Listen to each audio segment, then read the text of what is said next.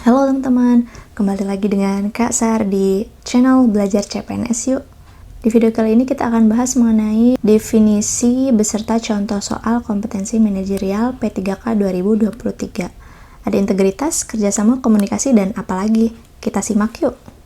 Oke, kompetensi manajerial ini terdiri dari 25 butir soal. Ini sesuai dengan keputusan Menteri Pan-RB nomor 652 tahun 2023 dan memiliki 4 opsi jawaban. Jadi untuk kompetensi manajerial ini tidak 5 ya teman-teman, tapi 4, yaitu A, B, C, dan D. Dan nilainya itu bervariasi dari 1 hingga 4. Jadi untuk nilai yang tertinggi itu adalah 4. 4 itu untuk nilai yang paling benar. Yang paling benar dengan poin yang terbesar. Dari 4 itu biasanya kelihatannya seolah-olah semua jawabannya benar. Tapi kita pilih yang paling tepat, yang paling benar, yang bernilai 4. Kita fokus sama yang paling tepat ya teman-teman.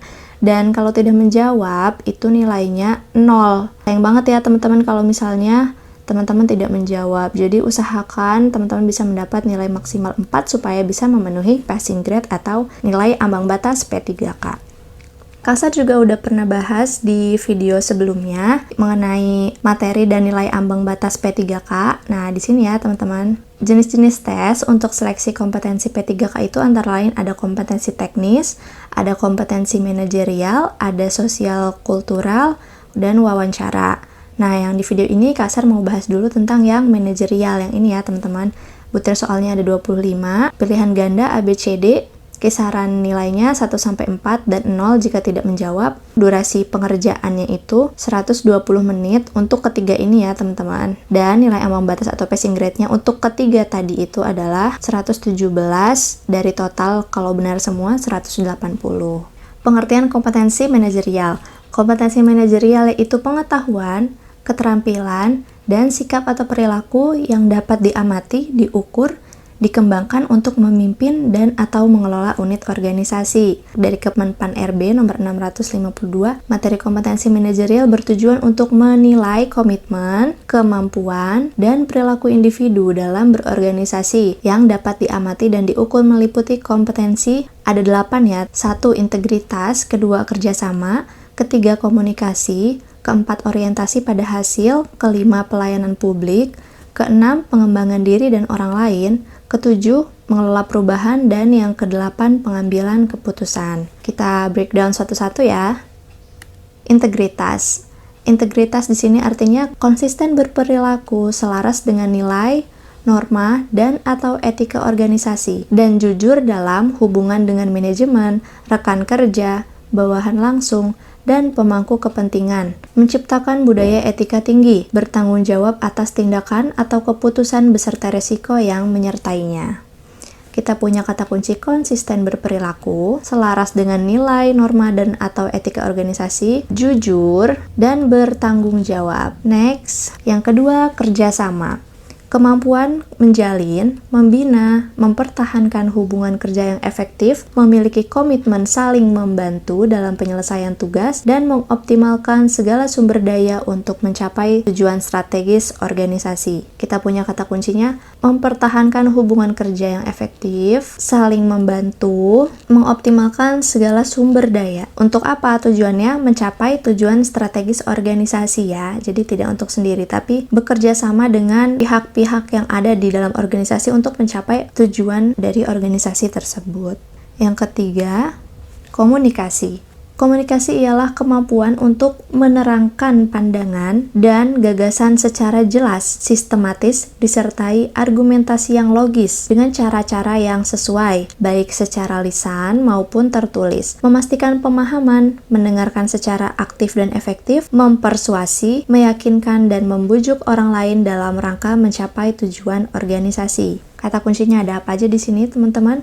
Menerangkan pandangan dan gagasan secara jelas, secara sistematis dengan argumentasi yang logis. Kemudian memastikan pemahaman, mendengarkan, dan bisa meyakinkan atau membujuk orang lain dalam rangka mencapai tujuan organisasi. Yang selanjutnya, keempat, orientasi pada hasil, yaitu kemampuan mempertahankan komitmen pribadi yang tinggi untuk menyelesaikan tugas, dapat diandalkan, bertanggung jawab, mampu secara sistematis mengidentifikasi risiko dan peluang dengan memperhatikan keterhubungan antara perencanaan dan hasil untuk keberhasilan organisasi. Ini kita punya kata kunci mempertahankan komitmen pribadi untuk menyelesaikan tugas.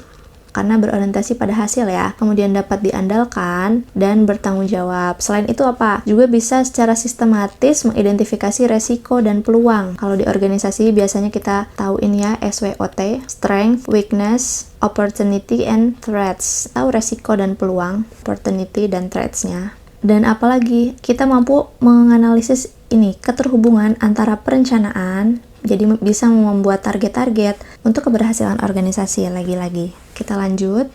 Pelayanan publik yaitu kemampuan dalam melaksanakan tugas-tugas pemerintahan, pembangunan, dan kegiatan pemenuhan kebutuhan pelayanan publik secara profesional, transparan, mengikuti standar pelayanan yang objektif, netral, tidak memihak, tidak diskriminatif, serta tidak terpengaruh kepentingan pribadi, kelompok, golongan, ataupun partai politik. Kata kuncinya di sini apa? Melaksanakan tugas-tugas pemerintahan, pemenuhan kebutuhan pelayanan publik secara profesional, transparan, dan netral ya di sini. Netral itu tidak memihak, juga tidak diskriminatif dan tidak terpengaruh kepentingan kelompok atau golongan tertentu. Lanjut ya. Pengembangan diri dan orang lain, yaitu kemampuan untuk meningkatkan pengetahuan dan menyempurnakan keterampilan diri, menginspirasi orang lain untuk mengembangkan dan menyempurnakan pengetahuan dan keterampilan yang relevan dengan pekerjaan dan pengembangan karir jangka panjang, mendorong kemauan belajar sepanjang hidup, memberikan saran atau bantuan, umpan balik, bimbingan untuk membantu orang lain untuk mengembangkan potensi dirinya. Kita pahami garis besarnya ini pengembangan diri untuk diri kita sendiri dan juga orang lain. Apa aja? Pengetahuan dan keterampilan. Selain itu, bisa juga dengan menginspirasi atau mendorong orang lain untuk mengembangkan dan menyempurnakan tadi pengetahuan dan keterampilan. Sama ya, tentunya yang relevan dengan pekerjaan dan karir jangka panjang. Dan juga bisa memberikan saran dan bimbingan untuk orang lain agar bisa mengembangkan potensi dirinya. Lanjut lagi, mengelola perubahan, yaitu kemampuan dalam menyesuaikan diri dengan situasi yang baru atau berubah dan tidak bergantung secara berlebihan pada metode dan proses lama, mengambil tindakan untuk mendukung dan melaksanakan inisiatif perubahan, memimpin usaha perubahan, mengambil tanggung jawab pribadi untuk memastikan perubahan berhasil diimplementasikan secara efektif. Ini udah jelas banget, kemampuan dalam menyesuaikan diri. Menyesuaikan diri berarti adaptasi atau kemampuan adaptif. Kemampuan adaptif dengan situasi yang baru, entah itu lingkungan kerja yang baru, atau jadi nggak melulu, aduh di tempatku yang dulu seperti ini, aduh atasanku yang dulu biasanya seperti ini, tapi kita berusaha beradaptasi dengan lingkungan yang baru. Dan juga inisiatif perubahan, ini juga kata kuncinya ya, tidak hanya beradaptasi, tidak hanya menyesuaikan diri, tetapi juga menginisiasi perubahan. Selanjutnya, pengambilan keputusan, kemampuan membuat keputusan yang baik secara tepat waktu dan dengan keyakinan diri setelah mempertimbangkan prinsip kehati-hatian, dirumuskan secara sistematis dan seksama berdasarkan berbagai informasi, alternatif pemecahan masalah dan konsekuensinya, serta bertanggung jawab atas keputusan yang diambil. Nah, pengambilan keputusan ini, teman-teman, tidak hanya untuk jabatan yang bisa mengambil keputusan, tapi kita sendiri harus dapat mengambil keputusan ya, sebagai pribadi, sebagai calon ASN. Di sini ada kata kunci apa? Membuat keputusan yang baik. Kemudian juga mempertimbangkan prinsip kehati-hatian. Selain itu, tadi pengambilan keputusan atau pembuatan keputusannya itu juga dirumuskan dengan sistematis dan seksama. Selain itu juga harus sudah memiliki pemecahan masalah dan konsekuensi atas keputusan yang diambil tadi. Selanjutnya, kita latihan soal. Lina bekerja lamban dan tidak fokus, sehingga Lina menjadi sumber keluhan bagi rekan kerja yang lain karena menghambat pekerjaan. Sebagai rekan kerjanya, tindakan saya: A. Menawarkan bantuan untuk mempercepat penyelesaian tugasnya. B. Menegur cara kerjanya yang lamban karena menghambat kerja orang lain. C. Membiarkannya karena setiap orang memiliki cara kerja yang unik. D. Mengingatkannya akan pola kerjanya dan menawarkan bantuan jika dibutuhkan. Yang mana jawabannya menurut teman-teman? Ya, jawabannya adalah D ya, teman-teman. Nah, di sini teman-teman, ini adalah contoh pengembangan diri dan orang lain. Di bagian D ini kita menemukan saya membantu Lina untuk mengingatkan Lina bahwa pola kerjanya itu tidak baik dan menawarkan bantuan. Kalau di sini ya, teman-teman, bagian A, menawarkan bantuan untuk mempercepat penyelesaian tugasnya. Belum sempurna karena hanya menawarkan bantuan, karena tidak menegur. Yang B, menegur cara kerjanya yang lamban karena menghambat kerja orang lain. Ini hanya menegur saja, tidak memberikan solusi atau tidak menawarkan bantuan. Yang C, membiarkannya karena setiap orang memiliki cara kerja yang unik. Ini juga tidak tepat ya, teman-teman. Karena di sini sudah menghambat pekerjaan nih, teman-teman. Jadi kita jangan sampai mengurangi produktivitas dan efektivitas kerja hanya karena membiarkan orang yang cara kerjanya unik atau berbeda-beda. Gitu. Jadi yang paling benar adalah D, mengingatkan Lina akan pola kerjanya dan menawarkan bantuan jika dibutuhkan. Soal selanjutnya, seorang teman Anda yang bertugas di loket pelayanan tiba-tiba pingsan karena kelelahan melayani masyarakat yang datang. Anda yang sedang bekerja diminta menggantikan teman Anda di loket karena menurut atasan Anda, tugas yang Anda kerjakan tenggat waktunya masih panjang. Apa yang Anda lakukan? A. Menuju loket dan melayani masyarakat. B. Melayani di loket sambil menyelesaikan tugas sendiri. C. Membantu pemulihan teman Anda agar dia bisa segera bertugas kembali. D. Mengerjakan tugas Anda secepat mungkin agar Anda bisa bertugas di loket. Jawabannya yang mana ya, teman-teman? Ya, jawabannya A. Di sini kita lihat, menuju loket dan melayani masyarakat. Ini paling tepat karena tanpa babi bu langsung berangkat melayani masyarakat. Di sini poinnya adalah melayani masyarakat ya, karena ini di loket pelayanan. B. Melayani di loket sambil menyelesaikan tugas sendiri. Ini kurang tepat karena kita tidak berfokus pada loket pelayanan, malah kita sambil menyelesaikan tugas sendiri. Jadi nanti bisa kurang optimal. Bisa saja masyarakat menggerutu karena menunggunya lama, atau karena salah karena kita yang tidak fokus karena kita disambil mengerjakan tugas yang lain. C. Membantu pemulihan teman Anda agar dia bisa bertugas kembali. Ketika kita membantu pemulihan teman kita, berarti kita menutup loket dan membiarkan masyarakat itu menunggu. Ini tidak boleh ya, teman-teman. Kurang tepat. Yang D, mengerjakan tugas Anda secepat mungkin agar bisa bertugas di loket. Nah, tetap saja ini juga ketika Anda mengerjakan tugas secepat mungkin, tetap saja itu membutuhkan waktu dan membuat masyarakat menunggu. Ini juga kurang tepat. Begitu, jadi yang harusnya dilakukan pada kondisi seperti ini adalah menuju loket dan melayani masyarakat tanpa babi bu. Nah, di sini poin yang kita dapat adalah kerjasama, karena Anda berada di instansi yang memiliki loket pelayanan, dan teman Anda yang lagi bertugas pingsan, Anda membantunya, membackup dia dalam tugasnya melayani masyarakat. Itu artinya kerjasama. Selanjutnya, akan ada libur nasional yang jatuh pada hari Kamis. Sudah menjadi kebiasaan umum di sebuah instansi pemerintahan tempat Rani bekerja untuk melakukan bolos massal di hari Jumat dengan alasan hari kejepit. Jika Anda menjadi Rani, yang Anda lakukan adalah A. Bertanya pada atasan apakah diizinkan bolos massal di hari Jumat. B. Mengikuti kebiasaan umum untuk bolos massal untuk menjaga toleransi dengan rekan kerja yang lain. C. Masuk setengah hari di hari Jumat. Jika kantor sepi, maka Anda tidak akan melanjutkan kerja dan memutuskan pulang. D. Menolak bolos massal di hari Jumat karena bertentangan dengan nilai-nilai profesionalitas. Nah, yang mana nih, teman-teman? Ya, jawabannya apa, teman-teman? Di sini yang A, bertanya pada atasan apakah diizinkan bolos. Ini kurang tepat. Mengikuti kebiasaan umum untuk bolos massal juga tidak tepat. Masuk setengah hari di hari Jumat, jika kantor sepi maka tidak melanjutkan kerja dan memutuskan pulang juga tidak tepat ya. Yang paling tepat di sini adalah menolak bolos karena bertentangan dengan nilai-nilai profesionalitas. Kalau kita lihat di sini ada nilai apa? Integritas, yaitu bertanggung jawab, berkomitmen dalam tugas ya, meskipun orang-orang di sekitar bolos massal. Selanjutnya, ketika menghadapi suatu keluhan atau komplain dari pelanggan mengenai pelayanan yang diberikan di tempat kerja saya, maka saya akan A. Menjelaskan aturan dan prosedur yang berlaku kepada pelanggan. B. Menjelaskan peran saya dalam menangani keluhan pelanggan. C. Mencoba membantu pelanggan menyelesaikan persoalannya.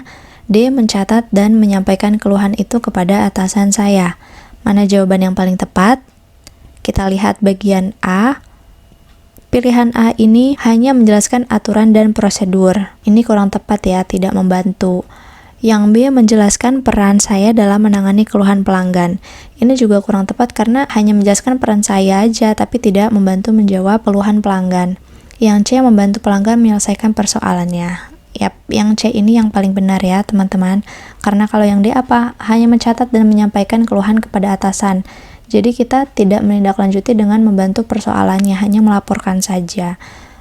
Di sini ada poin apa? Kita melayani kebutuhan, permintaan, dan keluhan secara cepat dan tanggap. Kita membantu pelanggan menyelesaikan persoalannya. Dan kita juga di sini yang C ini, kita menyelesaikan masalah dengan tepat tanpa bersikap membela diri dalam kapasitas sebagai pelaksana pelayanan publik.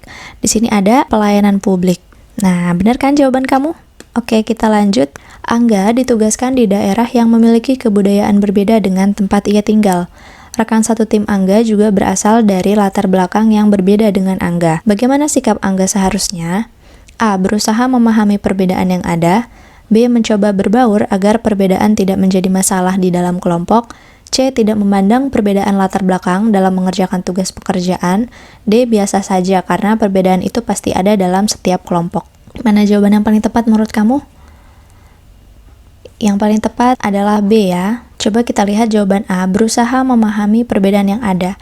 Ini hanya memahami saja perbedaan yang ada, tapi tidak mau mengikuti perbedaan budaya di tempat Angga bekerja. Di sini ada perubahan kebudayaan ya, jadi pasti ada perbedaan bahasa juga, perbedaan kebiasaan. Dia hanya memahami saja tanpa mencoba beradaptasi. Yang B mencoba berbaur agar perbedaan tidak menjadi masalah di dalam kelompok. Mencoba berbaur ini teman-teman poinnya yang paling benar, yaitu beradaptasi. Beradaptasi mengikuti perubahan tempat dia bekerja, entah dari bahasanya atau mengenali tradisi atau kebiasaan orang-orang di sekitarnya. Yang C tidak memandang perbedaan latar belakang dalam mengerjakan tugas pekerjaan. Ini kurang tepat karena dia hanya tidak memandang perbedaan gitu, justru dia malah acuh tak acuh. Kurang tepat ya. Yang D biasa saja karena perbedaan itu pasti ada dalam setiap kelompok. Ini juga kurang tepat karena dia tidak berusaha beradaptasi. Jadi yang benar adalah B. Di sini ada poin mengelola perubahan. Anda dan beberapa rekan kerja berpindah tugas ke daerah yang mayoritas masyarakatnya beragama non-muslim, sedangkan Anda dan rekan kerja Anda adalah muslim. Di tempat kerja Anda tidak ada fasilitas dan tidak ada jam istirahat untuk melaksanakan ibadah. Maka sikap Anda, A. Membuat kebijakan yang bersifat toleran kepada karyawan. B. Mengalah saja karena muslim di tempat kerja Anda adalah minoritas.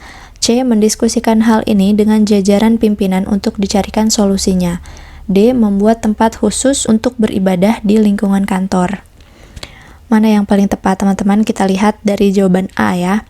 A. Membuat kebijakan yang bersifat toleran. Ini kurang tepat karena Anda ini baru saja berpindah. Belum tentu Anda adalah pembuat kebijakan. Jadi di sini kurang tepat karena tiba-tiba langsung membuat kebijakan tanpa melihat kondisi di lapangan.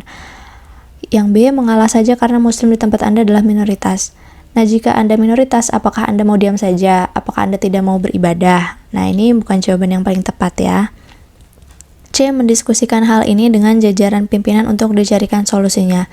Ini jawaban yang paling tepat, karena di sini ada wacana mendiskusikan, yaitu artinya mengkomunikasikan, ya kan? Benar, teman-teman? Berkomunikasi, baik secara asertif, secara lisan maupun tertulis untuk menyampaikan informasi yang ada, meskipun informasi itu sensitif, rumit, atau kompleks. Ini jawaban yang tepat. Kalau yang D ini kurang tepat karena tiba-tiba Anda membuat tempat khusus untuk beribadah di lingkungan kantor. Ini tidak tepat karena Anda belum izin dan belum diskusi kepada jajaran pimpinan di tempat Anda bekerja, dan Anda juga orang baru, jadi kurang tepat. Yang paling tepat adalah mendiskusikan. Ada poin komunikasi, benar sekali. Selamat belajar, semoga sukses. Sampai jumpa di video selanjutnya.